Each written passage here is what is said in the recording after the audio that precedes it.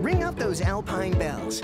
Because our first cheese story, like every good cheese story, begins with the majestic Alpine goat. Yep, Coach Farms keeps 700 goats on their property. Those goats are milked daily by these scary-looking machines. Scary looking, maybe, but goats actually love the sensation of being milked. It's like pressure relief. Nice. 125 goats get milked per hour here, with each goat producing around 9 pounds of milk. That milk is tested for antibiotics, then pumped to a pasteurizer where it's infused with extra cream. All right, the extra cream. Coach Farm is kind of known for that. This is Mark Newbold, plant manager and cheesemaker at Coach Farm, and he has a word for it. The French use the term unctuous, which means smooth and oily.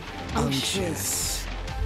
So, the creamy milk gets heated to 145 degrees Fahrenheit to kill off any nasty bacteria. Then, this fella adds 44 grams of creamy, sumptuous mold. The mold will let the cheese ripen on the outside first, creating a bloomy rind with a soft middle.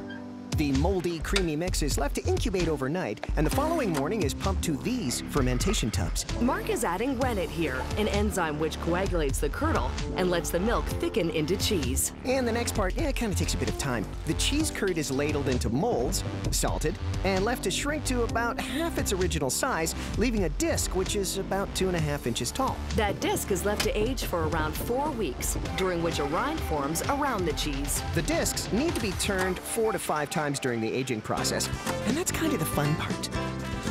They have a great time in there. A lot of times there's Spanish music playing and some shaking around and singing. La mesa, la mesa, la mesa, más que aplaude. It is cheese the way it's been made for centuries and should be made. Because, like I always say, a party's not a party unless someone cuts the cheese. If somebody puts a wheel of triple cream out at a party, somebody will definitely cut the cheese. Amen, Mark. Amen. And speaking of cutting the cheese... Okay, stop.